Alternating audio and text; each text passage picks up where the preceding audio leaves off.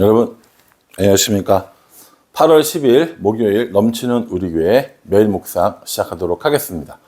오늘 본 말씀은 사무엘하 2장 1절부터 32절까지 말씀입니다.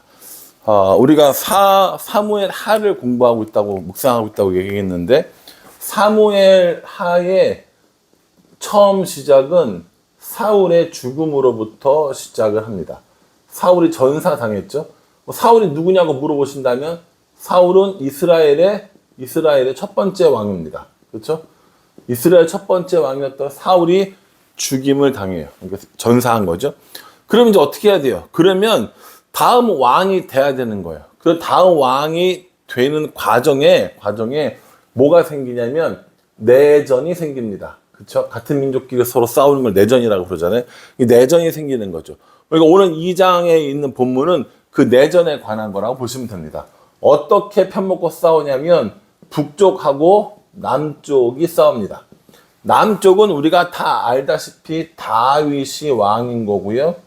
다윗은 유다 지파가 다윗을 왕으로 만들었습니다. 전체적으로 볼 때 7년 6개월을 다윗은 유다 지방의 왕으로, 유다 족속의 왕으로 삽니다.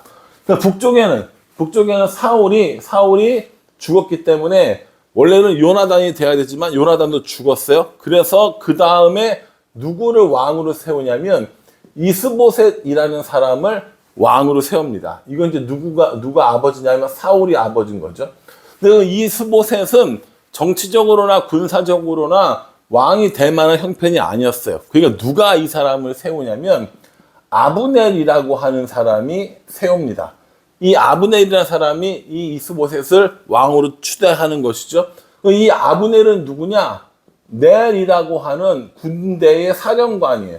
군대 사령관이 넬이었는데, 사울의 군대 사령관이 넬이었는데, 이 넬의 아들이 아브넬인 거죠. 그래서 제가 어제 그랬잖아요. 이런 그 역사서를 공부할 때는 되게 뭐가 중요하다고요? 등장인물이 중요하다니까요. 그래서 북쪽에는 이스보셋과 아브넬이 연합해서 하나의 이런 정치 집단이 만들어지고 왕을 세운 것이고요. 아브넬은 힘이 있었고 군사력이 있었고 이스보셋은 명분이 있는 거예요. 그러니까 이 둘이 합쳐져서 명분과 힘이 합쳐진 북이스라엘의 북쪽 지방이 이제 된 거고요. 남쪽은 유다 지파가 추대한 다윗이 왕위에 오른 상태인 겁니다. 그 둘이 싸우게 되는데 다윗하고 이스보셋하고 둘이 직접적으로 싸우지는 않을 거란 말이에요. 그러니까 누구랑 싸우면 되냐면 결국에 북쪽의 아브넬 대 남쪽의 요압의 싸움이 됩니다. 전쟁에 나가서 싸우는 사람들은 누가 싸우는 거예요? 뭐 장군들이 싸우는 거지 않습니까? 그래서 북쪽의 아브넬, 남쪽의 요압이 서로 이제 싸우게 되는 겁니다. 이 싸우게 되는데 우르르 다 알아가지고 치고받고 안 하고 이 사람들 둘이 뭐라고 그러냐면 청년 12명 우리 이렇게 싸우게 하자 이렇게 얘기하는 거예요. 다 안 하고 제일 잘 싸우는 애들 12명을 이 아브넬 쪽에서도 12명, 요압 쪽에서도 12명 이렇게 해서 싸우게 하는 것이죠. 누가 이겼겠습니까? 요압 쪽이 이긴 거예요. 다윗 쪽이 이겼단 말이에요. 근데 이 요압의 형제가 요압과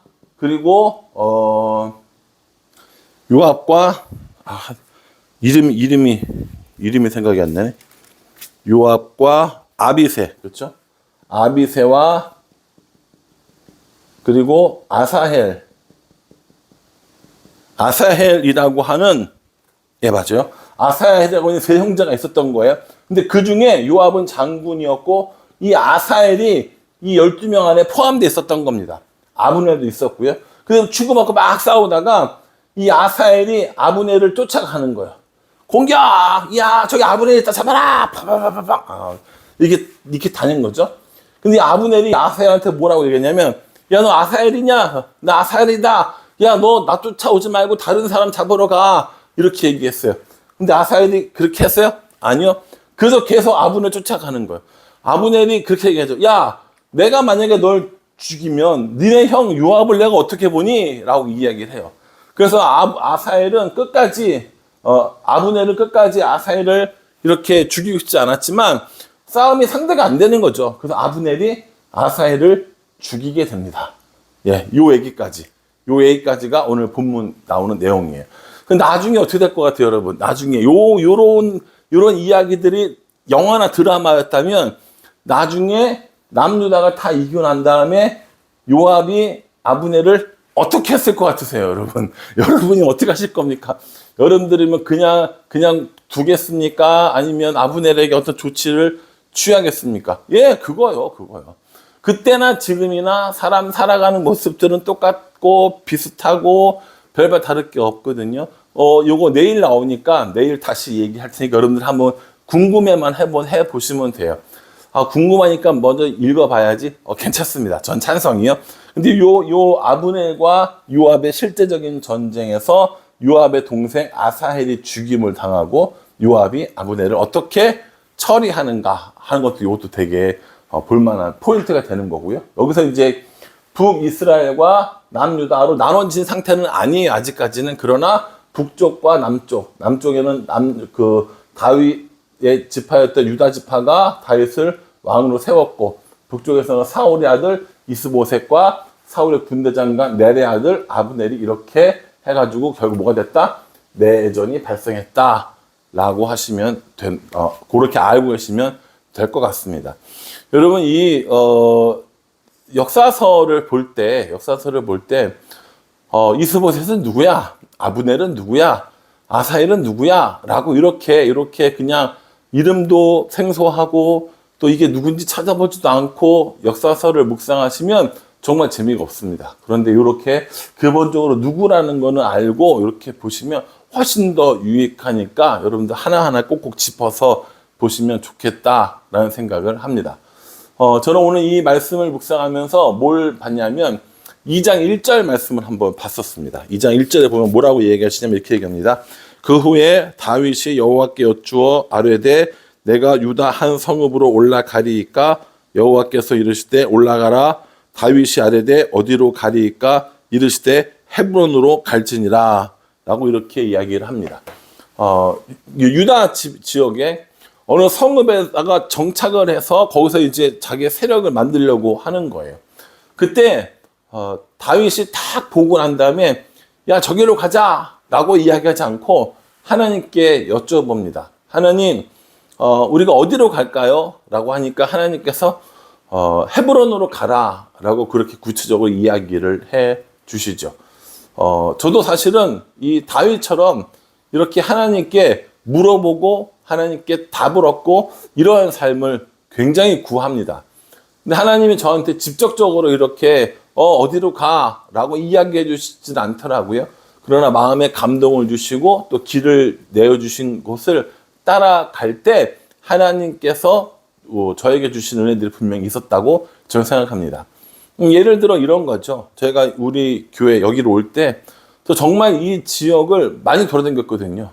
아무 일 없이 이 지역 전체를 돌아다니면서 저기는 어떻고 저기는 어떻고 저 상관 어떻고 이런 거 되게 많이 찾아보고 그러면서 다녔던 기도가 뭐였냐면 하나님이 예비해 주신 하나님이 인도해 주시는 그곳으로 갈 수 있도록 도와주세요 라고 하면서 다녔던 기억이 납니다. 이 앞을 지나갈 때 하나님께서 저에게 주셨던 그런 마음들이 있어요. 수원신학교가 있네? 저기는 주일날 비지 않을까? 그리고 되게 두근거리는 마음, 또 걱정스러운 마음을 가지고 여기에 올라와서 또 학교 관계자들을 만났던 그런 생각들이 있습니다. 다윗의 마음도 그러지 않았을까라는 생각합니다. 새로운 정착지를 찾아야 했고 새로 사람들을 모을 만한 곳을 찾아야 하는데 다윗은 여전히 하나님께 물어보는 것을 보죠. 다윗의 인생을 보면 계속 물어보는 거 연속이거든요. 하나님 어떻게 할까요? 어떻게 할까요? 앞으로 이제 4장, 5장 넘어가면서 보십시오. 물어보고 또 물어보고 또 물어보고 이렇게 하는 일들을 정말 다윗은 많이 합니다. 오늘 이 말씀 묵상하면서 저는 사실은 저 자신을 돌아보게 됐어요. 하나님께서는 분명히 응답해 주시는 하나님이시거든요. 하나님께서 분명히 대답해 주시는 하나님이셨어요. 우리가 요청할 때마다, 우리가 요구할 때마다 대답해 주시고 응답하시는 하나님이신데 나는 정말 그렇게 하나님께 물어보고 하나님이 우리에게 주신, 나에게 주신 길로 걸어가고 있는가? 라고 생각하면 꼭 그렇지만은 않지 않나? 라는 생각을 해보게 됩니다. 시간이 이렇게 지나서 한 8개월쯤 지나고 나니까 이제는 요렇게 하면 되겠네? 라는 생각이 요만큼씩 부분적으로 떠오르는 게 있거든요. 근데 그거를 염두에 두지 않고 하나님 이거 어떻게 해야 돼요? 라고 기도하는 게 먼저겠구나 라는 생각을 오늘 이 말씀을 듣고 해보게 됩니다. 이미 다윗은 전쟁터에서 뼈가 굵은 장군이었습니다. 그래서 왕의 자리까지 오른 사람인 거죠.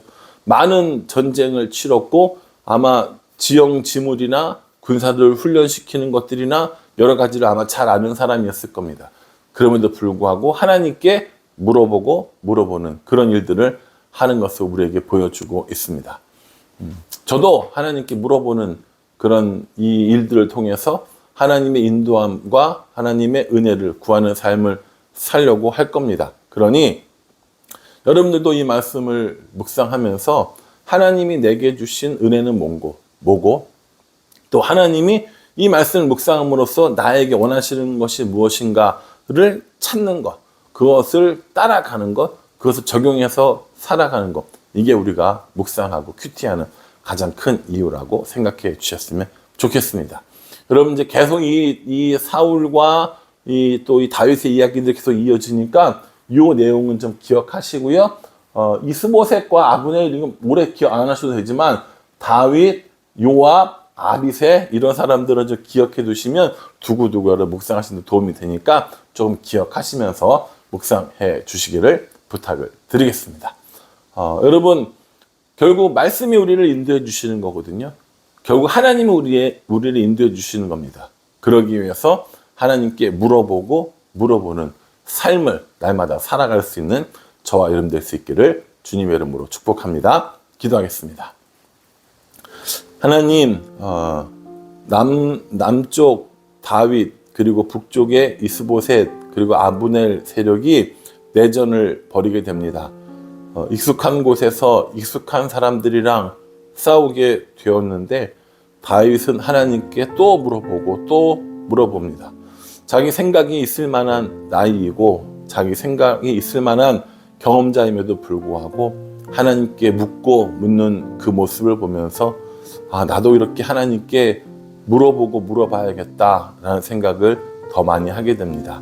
말씀을 따라 살고 말씀에 인도하신 받고 말씀에 찔러주는 그 말씀에 마음이 찔림받는 그런 사람 될 수 있도록 우리 인도하여 주시옵소서.